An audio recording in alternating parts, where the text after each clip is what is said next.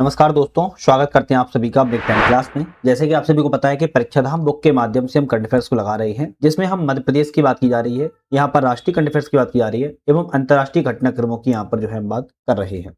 पिछली वीडियो में हमने कई सारे टॉपिक्स पर कवर कर लिए क्योंकि पूरी बुक को हम कवर कर रहे हैं, तो इसलिए बहुत ज्यादा महत्वपूर्ण आपकी होने वाली है। आज की जो हमारे टॉपिक होंगे 20 नंबर के चैप्टर की बात की जाएगी, जिसमें हम अर्थव्यवस्था से संबंधित करंट अफेयर्स की बात की जाएगी।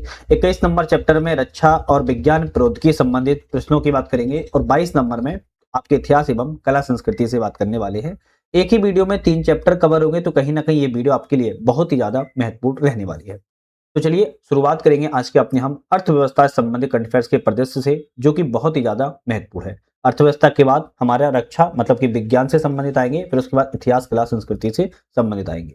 तो हमें अभी बात की जाए क्वेश्चन की कि मितावली एक्सप्रेस एक नई यात्री रेल जिसका हाल ही में उद्घाटन किया गया, ढाका को किस भारतीय शहर से जो है जोड़ती। ढाका बोले तो बांग्लादेश को किस भारतीय शहर से, तो न्यू जलपाईगुड़ी से जो है जोड़ती है। ये क्वेश्चन थोड़ा इंपॉर्टेंट है। उत्तराखंड पीसीएस 2023 में क्वेश्चन ऑलरेडी आ चुका है।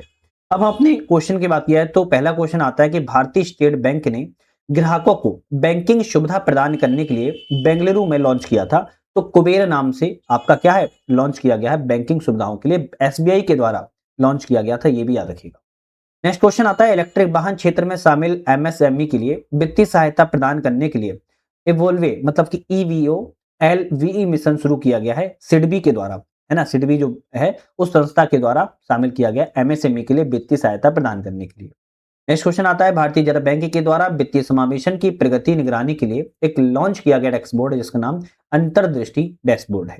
प्रभाय पोर्टल लॉन्च किया है, तो आरबीआई के द्वारा प्रभाय पोर्टल को लॉन्च किया गया है। नेक्स्ट आता है कि आर्थिक क्षेत्र में जानकारी के लिए बिना समय में एक से अधिक नौकरियां करना कहलाता है मून लाइटिंग के अंतर्गत जो है आता है, ध्यान रखिएगा। आरबीआई ने उपभोक्ताओं को सुविधाजनक ई भुगतान करने के लिए एक विकल्प प्रदान किया है, जिसका भुगतान विजन 2025 नाम रखा गया है। आयकर विभाग ने मतलब कि इनकम टैक्स के द्वारा करदाताओं को उनकी वार्षिक सूचना वितरण देखने के लिए एक ऐप लॉन्च किया है, एआईएस ऐप नाम को लॉन्च किया है। भारत का पहला म्यूनिसिपल बॉन्ड इंडेक्स का नाम जो है निफ्टी इंडिया म्यूनिसिपल बॉन्ड है। भारतीय रिजर्व बैंक ने डिजिटल भुगतान का जागरूकता सप्ताह के लिए हर पेमेंट डिजिटल का शुभारंभ जो है किया हुआ है इस अभियान का। दूध उत्पादन में भारत का विश्व में बात किया है तो पहला स्थान है। इटली ने भारत के किस राज्य में मेगा फूड प्रोजेक्ट की शुरुआत की है, तो फणीधर मेहसाणा जिला गुजरात में शुरुआत की है। मिताली एक्सप्रेस का उद्घाटन किन दो देशों के मध्य रेवा संचालन के लिए किया गया, तो भारत और बांग्लादेश के लिए ढाका से न्यू जलपाईगुड़ी के लिए मितावली एक्सप्रेस की शुरुआत की गई है। ये क्वेश्चन इंपॉर्टेंट हो जाता है। 15वें वित्त आयोग के अध्यक्ष की बात किया तो कौन थे, तो आप कहेंगे एन के सिंह थे, जिनका कार्यकाल 2025 था और वर्तमान में अब अरविंद पनगड़िया बन चुके हैं। रेल यात्रियों की सुरक्षा के लिए एक ऑपरेशन मेरी सहेली नाम से जो है आपका अभियान को शुरुआत किया गया है। नेक्स्ट क्वेश्चन आता है सिल्क वर्म एडिटिंग स्ट्रेटजी का अर्थ चीनी विचारधारा का ताइवान या अन्य देशों में घुसपैठ करना है। भारतीय रिजर्व बैंक आरबीआई का वित्तीय समावेशन सूचकांक की बात किया है 2025 में बढ़कर 67 हो गया है, जो कि 2021 में अब तक का 24.3% था। भारत यूरोपीय मुक्त व्यापार संघ ईएफटीए का व्यापार एवं आर्थिक भागीदारी समझौता 1 अक्टूबर 2025 से प्रभावी हो गया है। नेक्स्ट आता है राष्ट्रपति ने आयकर अधिनियम 2025 को मंजूरी दे दी है। यह कानून आयकर अधिनियम 1961 की जगह जो है ले लेगा। हाल ही में केंद्र सरकार ने वित्तीय सेवा विभाग में एक राज्य एक क्षेत्रीय ग्रामीण बैंक के सिद्धांत के आधार पर 26 क्षेत्रीय ग्रामीण बैंकों के विलय को जो है अधिसूचित किया हुआ है। नेक्स्ट क्वेश्चन आता है भोपाल में ग्लोबल स्किल पार्क स्थापित किया गया, जो कि एशियाई विकास बैंक और सिंगापुर के सहयोग से बना हुआ है। जनगणना 2023 के लिए कुछ शुभंकर जारी किए गए थे, जारी 5 मार्च 2026 को किए जा रहे हैं। विकास पुरुष जनगणना प्रतिनिधि शुभंकर और प्रगति महिला जनगणना प्रतिनिधि शुभंकर के रूप में जारी किया जा रहा है। भारत के नोट के रंग और उन पर छपने वाले चित्रों की बात किया तो 10 रुपए के नोट चॉकलेट ब्राउन रंग का है, कोणार्क का सूर्य मंदिर का चित्र है। 20 रुपए पे हरा पीला रंग है, एलोरा की गुफाएं हैं। 50 रुपए पे फ्लोरासेंट ब्लू है, हम्पी का पत्थर से बना रथ है। 100 रुपए पर लेवेंडर कलर है, रानी की बाब है। 200 रुपए पर ब्राउन येलो है, सांची स्तूप है। और 500 रुपए पर स्टोन ग्रे है, लाल किला बना है। अंतिम में 2000 रुपए के मेजेंटा कलर में मंगलयान का चित्र जो है बना हुआ था। भारतीय रिजर्व बैंक आरबीआई के द्वारा 19 मई 2023 को 2000 रुपए के नोटों का चलन से बाहर कर दिया गया है। अभी 500 रुपए तक ही चलन में रखा हुआ है। भारत में हम बात किया तो शीर्ष फलक फसल उत्पादक वाले राज्यों में आर्थिक सर्वेक्षण 25-26 के अनुसार, हालांकि हम जो इकोनॉमिक सर्वे और बजट लगाया था उस पर बात ऑलरेडी बात कर चुके हैं। तो यहाँ पर फसलें होंगी प्रथम, दूसरा और तीसरा स्थान किस फसल के लिए राज्य का है, इसकी बात की जा रही है। चावल में उत्तर प्रदेश पहले स्थान पर है, तेलंगाना दूसरे स्थान पर, पश्चिम बंगाल तीसरे स्थान पर है। गेहूं उत्तर प्रदेश का पहला स्थान है, मध्य प्रदेश का दूसरा स्थान, पंजाब का तीसरा स्थान है। मक्का में मध्य प्रदेश पहले स्थान पर है, कर्नाटक दूसरे पर, बिहार तीसरे स्थान पर है। चना की बात किया तो महाराष्ट्र का पहला स्थान है, मध्य प्रदेश का दूसरा स्थान है और अंतिम में राजस्थान का तीसरा स्थान है। मूंगफली में गुजरात का पहला है, राजस्थान का दूसरा है, मध्य प्रदेश का तीसरा है। सरसों और रैपी सीड में राजस्थान का पहला है, उत्तर प्रदेश का दूसरा है, हरियाणा का तीसरा है। सोयाबीन की बात करें तो महाराष्ट्र का पहला, मध्य प्रदेश का दूसरा, राजस्थान का तीसरा है। सूरजमुखी में कर्नाटक का पहला है, हरियाणा का दूसरा है, उड़ीसा का तीसरा स्थान रहा है। गन्ना में उत्तर प्रदेश पहले स्थान पर है, महाराष्ट्र दूसरे स्थान पर है, कर्नाटक तीसरे स्थान पर है। कपास महाराष्ट्र में पहला स्थान है, गुजरात का दूसरा, तेलंगाना का तीसरा स्थान है। जूट में पश्चिम बंगाल पहले स्थान पर है, बिहार दूसरे स्थान पर है, असम तीसरे स्थान पर है। कुल दलहन में मध्य प्रदेश पहला है, महाराष्ट्र दूसरा है, राजस्थान तीसरे स्थान पर है। कुल खाद्यान्न में उत्तर प्रदेश पहला स्थान है, मध्य प्रदेश का दूसरा है, पंजाब का तीसरा है। कुल तिलहन में राजस्थान का पहला है, मध्य प्रदेश का दूसरा है, महाराष्ट्र का तीसरा है। कुल मोटे अनाज में राजस्थान का पहला, कर्नाटक का दूसरा, मध्य प्रदेश का तीसरा स्थान है। अब आप कहोगे सर याद तो हुए नहीं है, तो कैसे याद करोगे? आप ये पहले चेक करो मध्य प्रदेश का पहला स्थान किन किन चीजों में है, नोट डाउन करो। फिर ये चेक करो मध्य प्रदेश का दूसरा स्थान किन किन चीजों में, इस टाइप में लिखो। फिर याद करो मध्य प्रदेश का तीसरा स्थान किन किन चीजों में, तो ऐसे आप याद जो है कर सकते हो। 21वीं पशु जनगणना 2024 के कुछ तथ्य हैं, जैसे मध्य प्रदेश में कुल पशु संख्या 37.59 मिलियन है। मध्य प्रदेश में गौवंश, गाय और बैलों की सबसे अधिक संख्या है 15.74 मिलियन। इसके बाद सर्वाधिक गौवंश वाला जिला की बात किया तो धार है। सर्वाधिक भैंस वंश वाला जिला की बात किया तो मुरैना है। सर्वाधिक बकरी की संख्या वाला जिला की बात किया धार है।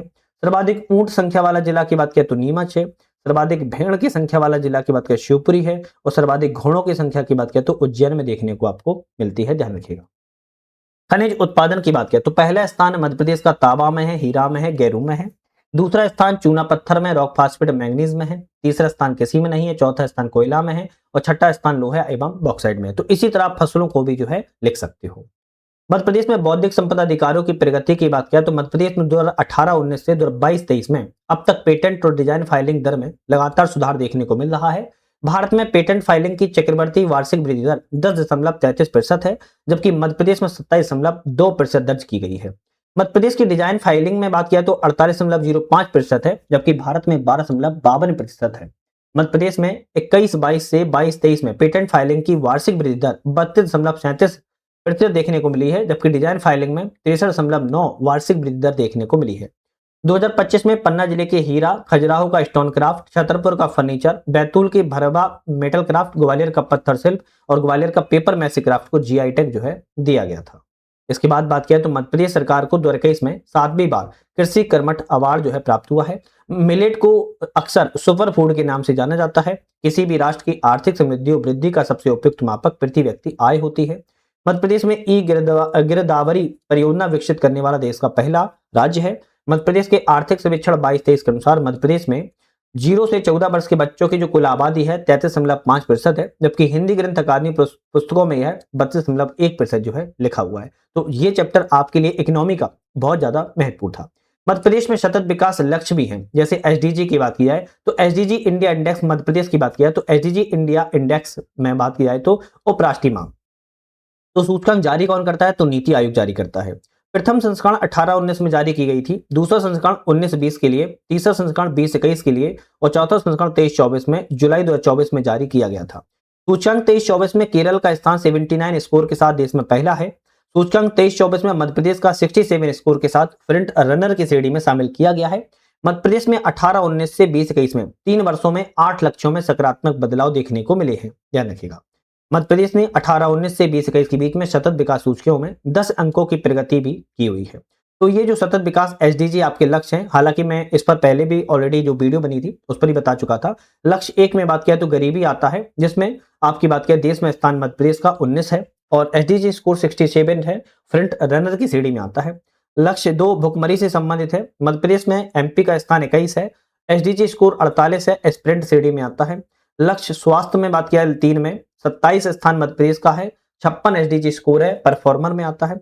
लक्ष्य 4 में शिक्षा है और 23 स्थान मध्य प्रदेश का है, 49 स्कोर है और एस्पिरेंट में आता है। लक्ष्य 5 लैंगिक समानता समेत है, 18 स्थान मध्य प्रदेश का है, 48 स्कोर है, एस्पिरेंट में आता है। लक्ष्य 6 जल एवं स्वच्छता से है, 16 स्थान मध्य प्रदेश का है, 87 एसडीजी स्कोर साथ फ्रंट रनर में आता है। लक्ष्य 7 स्वच्छ ऊर्जा सम्मिलित है, 18 स्थान मध्य प्रदेश का है, 90 स्कोर के साथ फ्रंट रनर की श्रेणी में आता है। लक्ष्य 8 आर्थिक विकास से सम्मिलित है, 21 स्थान मध्य प्रदेश का है, 64 स्कोर है, परफॉर्मर की श्रेणी में आता है। लक्ष्य 9 उद्योग नवाचार बुनियादी ढांचा सम्मिलित है, एसडीजी स्कोर मध्य प्रदेश का स्थान 25 है, एसडीजी स्कोर 39 है, एस्पिरेंट की श्रेणी में आता है। लक्ष्य 10 असमानताओं की कमी सम्मिलित है, मध्य प्रदेश का स्थान 26 है, 54 स्कोर के साथ परफॉर्मर में आता है। लक्ष्य 11 टिकाऊ शहरी सामुदायिक विकास से सम्मिलित है, मध्य प्रदेश का स्थान 6वां है, 86 स्कोर के साथ फ्रंट रनर की श्रेणी में आता है। लक्ष्य 12 उपभोग और उत्पादन सम्मिलित है, मध्य प्रदेश का स्थान 5वां है भारत में, 92 स्कोर के साथ फ्रंट रनर की श्रेणी में आता है।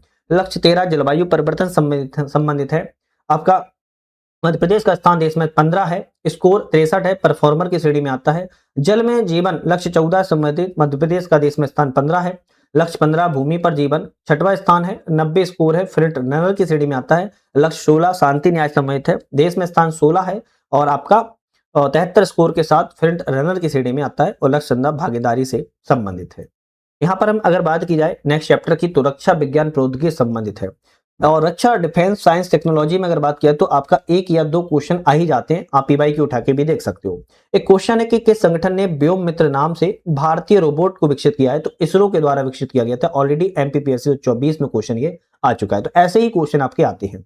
इसरो के कुछ मिशन हुए हैं 2022 से 2024 के बीच में। एक्सपोसैट मिशन 1 जनवरी 2024 को प्रक्षेपित किया गया था PSLV-C58 के रॉकेट से। इनसेट 3DS 17 फरवरी 2024 को GSLV F4 से प्रक्षेपण किया गया था। वनवेब इंडिया 1 23 अक्टूबर 2022 को LVM-3 M2 से यूके कंपनी के साथ इसरो का वाणिज्यिक मिशन था। NVS फर्स्ट 29 मई 2023 को GSLV F12 से रियल टाइम नेविगेशन सुविधा के प्रदान करने के लिए विकसित किया गया है।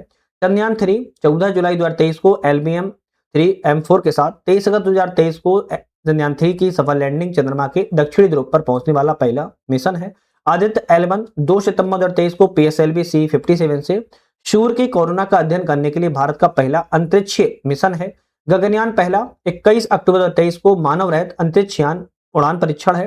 एक्सिगोम मिशन 4 जुलाई 2025 में फॉल्कन 9 से शुभांशु शुक्ला अंतर्राष्ट्रीय अंतरिक्ष स्टेशन पर जाने वाले पहले इसरो के अंतरिक्ष यात्री हैं। निशार मिशन 30 जुलाई 2025 को GSLV F16 से इसरो और नासा का संयुक्त रूप से विकसित मिशन है। CMS-03 मिशन नवंबर 2025 में LVM-3 M5 से भारत का सबसे भारी संचार उपग्रह है 4400 किलोग्राम का, और NVS-2 29 जनवरी 2025 को GSLV F15 से इसरो का 100वां मिशन है। तो ये कुछ मिशन थे इसरो के जो कि इंपोर्टेंट एग्जाम में आ सकते हैं। भारत की अगर पूछा जाए पहले के वाणिज्यिक निजी रॉकेट विक्रम फर्स्ट का निर्माण स्काई रूट एरोस्पेस कंपनी के द्वारा किया गया है। भारत की पहली लिक्विड हीलियम क्रायोजेनिक सुविधा का उद्घाटन IIT बॉम्बे ने किया था। एलन मस्क की स्टारलिंक से मुकाबला करने के लिए अमेजन से प्रोजेक्ट कुइपर के तहत 27 उपग्रहों वाला पहला बैच अंतरिक्ष में प्रक्षेपित भी किया गया है। इसरो के कुछ आने वाले समय में कुछ मिशन है, जैसे गगनयान 2 2023-24 में बात की गई थी, लेकिन इसको जल्द ही लॉन्च किया जाएगा। मानव रहित अंतरिक्ष उड़ान परीक्षण है। मंगलयान 2 2030 का लक्ष्य है मंगल ग्रह के अध्ययन के लिए। गगनयान 3 2027 का है, गगनयान मिशन का पहला चालक दल होगा। निशान 2025 में नासा और इसरो का संयुक्त मिशन था। शुक्रयान पहला 2028 में शुक्र ग्रह के अध्ययन के लिए। चंद्र ध्रुवीय अन्वेषण मिशन 2027-28 में चंद्रमा के दक्षिणी ध्रुव क्षेत्र का पता लगाने के लिए जापान और इसरो का एक मिलके मिशन है। चंद्रयान 4 27-28 के लिए चंद्रमा के नमूने को लेकर पृथ्वी तक पहुंचना। चंद्रमा पर मनुष्य 2040, इसरो ने 2040 तक चंद्रमा पर मनुष्य को भेजने का लक्ष्य रखा है। अंतरिक्ष स्टेशन 2035, भारत 2035 तक अपना अंतरिक्ष स्टेशन स्थापित करने की आगे है। शीर्ष सुपर कंप्यूटर 2025 में भारत का एरावत है जो कि नेटवेब टेक्नोलॉजी पर आधारित है, और विश्व का EL कैप्सन है जो कि अमेरिका का है। एरावत सुपर कंप्यूटर का निर्माण नेटवेब टेक्नोलॉजी के द्वारा किया गया, जबकि एरावत सुपर कंप्यूटर 2023 में सीडेक पुणे में स्थापित जो है किया गया था। तो भारत का शीर्ष सुपर कंप्यूटर एरावत है, ध्यान रखिएगा। ठीक है, कुछ आपके मिसाइल लड़ाकू विमान पनडुब्बी हैं अगर बात किया तो INS महेंद्रगिरी की बात किया तो प्रोजेक्ट 17 अल्फा के तहत युद्धपोत मुंबई में लॉन्च किया गया है। INS Udaygiri Mazagon dock limited Mumbai द्वारा निर्मित किया गया है। चेंगलपट्ट भारत का पहला हाइब्रिड रॉकेट तमिलनाडु में लॉन्च किया गया है। अग्नि प्राइम परमाणु सक्षम बैलिस्टिक मिसाइल DRDO के द्वारा सफल परीक्षण किया गया है। तारागिरी मजगांव डॉक लिमिटेड के द्वारा युद्धपोत का जलावतरण किया गया है। INS वागीर 5वीं स्कॉर्पियन पनडुब्बी नौसेना में शामिल है। हेलना DRDO ने टैंकरोधी निर्देशित मिसाइल का परीक्षण किया है। वरुणा भारत का पहला यात्री ड्रोन अनावरण PM मोदी के द्वारा किया गया। INS द्रोणाचार्य राष्ट्रपति द्रौपदी मोदी ने प्रेसिडेंशियल कलर से सम्मानित किया है और बिंदगिरी प्रोजेक्ट 17 अल्फा के तहत युद्धपोत भारतीय सेना में शामिल किया गया है। तो ये रक्षा साइंस टेक्नोलॉजी से हमने यहाँ पर अभी बात की जो कि इंपोर्टेंट थी। अब हमारा आता है कुछ इतिहास और कला संस्कृति से संबंधित। आपको पता होगा आर्ट एंड कल्चर में क्वेश्चन सबसे ज्यादा आजकल बनते हैं और यहीं से क्वेश्चन पूछे भी जा रहे हैं। जैसे वर्ष 2025 में भारत का ऐतिहासिक विरासत भगवत गीता एवं नाट्य शास्त्र को यूनेस्को की विश्व स्मृति सूची में शामिल जो है किया गया है। तो 2025 में भगवत गीता और नाट्य शास्त्र को। सेकेंड आता है देवी अहिल्याबाई महिला सशक्तिकरण महासंघ 31 मई 2025 को भोपाल में आयोजित की गई थी। इस सम्मेलन में देवी अहिल्याबाई होलकर की 300वीं जन्म जयंती पर एक डाक टिकट और सिक्का भी जारी किया गया है। नेक्स्ट क्वेश्चन आता है कि बोचासन वासी अक्षर पुरुषोत्तम स्वामीनारायण मंदिर आबू धाबी में बनने वाला पहला हिंदू मंदिर है और इसका निर्माण फरवरी 2024 में पूर्ण किया गया है। विश्व की पहली वैदिक गढ़ी मध्य प्रदेश के उज्जैन में स्थापित की जा रही है। भोपाल के पास देश का पहला रॉक शेल्टर कॉरिडोर स्थापित किया जाएगा। Govind Swarup life time achievement award भारतीय खगोलविदों को दिया गया है। भारतीय पुरातत्व सर्वेक्षण ने उत्तराखंड में स्थित तुंगनाथ मंदिर को राष्ट्रीय महत्व का स्मारक घोषित करने के लिए केंद्र से मंजूरी मांगी है। औचिरा काली उत्सव केरल का मार्शल आर्ट उत्सव है जो हाल ही में संपन्न हुआ। धनु यात्रा या धनु जत्रा उड़ीसा का महत्वपूर्ण लोक नाट्य है। ओंकारेश्वर खंडवा में स्थित स्टैच्यू ऑफ बर्नेस एकाधाप आदि गुरु शंकराचार्य की अष्टधातु की 108 फीट ऊंची प्रतिमा का अनावरण किया गया है। प्रधानमंत्री ने कोकण क्षेत्र के प्राचीन काव्य चित्रकला की प्रशंसा की है। जैन समुदाय के 2 पवित्र स्थल संबेश शिखर झारखंड और सत्युंजय पहाड़ी गुजरात में हाल ही में चर्चा में देखे गए। सुतल केरल की गायन और नृत्य कला है जो हाल ही में चर्चा में रही। काकोरी ट्रेन लूट का नाम बदलकर अब काकोरी ट्रेन एक्शन कर दिया गया है तथा चोरी चोरा कांड का नाम बदलकर चोरी चोरा क्रांति कर दिया गया है। तो ये थोड़ा सा जरूर ध्यान रखिएगा। इसके बाद केरल के कोझिकोड को यूनेस्को का भारत का पहला साहित्यिक शहर घोषित किया गया था। मध्य प्रदेश के ग्वालियर को यूनेस्को ने भारत का पहला संगीत शहर घोषित किया है। मध्य प्रदेश में 230 विधानसभा में गीता भवन बनाने की घोषणा की गई। राज्य का पहला गीता भवन 1 दिसंबर 2025 को इंदौर और दूसरा गीता भवन जबलपुर में स्थापित किया गया है। विश्व का पहला ओम आकृति वाला मंदिर पाली राजस्थान में बनाया गया है। नालंदा यूनिवर्सिटी के नए कैंपस का उद्घाटन बिहार के राजगीर में किया गया। विश्व का पहला 3D प्रिंटेड मंदिर सिद्धिपीठ तेलंगाना में है। संपूर्णानंद शंकर यूनिवर्सिटी वाराणसी के वैदिक 3D म्यूजियम में प्रस्तावित की गई है। मां कामाख्या देवी को दिव्य लोक असम की गुवाहाटी में प्रस्तावित किया गया है। सऊदी अरब के जेद्दा शहर में विश्व की पहली 3D प्रिंटिंग तकनीक से बनी मस्जिद का उद्घाटन किया गया है। मध्य प्रदेश के कुछ डेस्टिनेशन है जैसे बात किया है तो जबलपुर दुर्गावती समर्पित है। संग्राम दमोह रानी दुर्गावती को समर्पित है। महेश्वर खरगोन रानी अहिल्याबाई को। रजवाड़ा इंदौर रानी अहिल्याबाई को। पचमढ़ी नर्मदापुरम राजा बाबू सिंह को समर्पित कुछ बैठकें कैबिनेट की गई थी। 17वां प्रवासी दिवस सम्मेलन की बात किया तो 1915 में महात्मा गांधी के दक्षिण अफ्रीका से वापस आने के फलस्वरूप प्रतिवर्ष हर साल 9 जनवरी को प्रवासी भारतीय दिवस के रूप में मनाया जाता है। 2023 में यह 8 से 10 जनवरी के मध्य इंदौर मनाया गया था। थीम थी मेहमानों के लिए पधारो मेरे घर। मुख्य अतिथि मोहम्मद इरफान अली गुयाना के राष्ट्रपति थे। विशेष अतिथि चंद्रिका प्रसाद संतोखी सूरीनाम के राष्ट्रपति थे और सम्मानीय अतिथि जनेटा मैक्स कर्नेहास ऑस्ट्रेलिया की संसद के संबंधित थे। तो यहाँ पर आज हमने यहाँ पर बात की जाए वेरी इंपोर्टेंट क्वेश्चनों की बात की जो कि बहुत ही ज्यादा महत्वपूर्ण थी। चलिए तो नेक्स्ट वीडियो में फिर से मुलाकात करेंगे। आज के लिए धन्यवाद।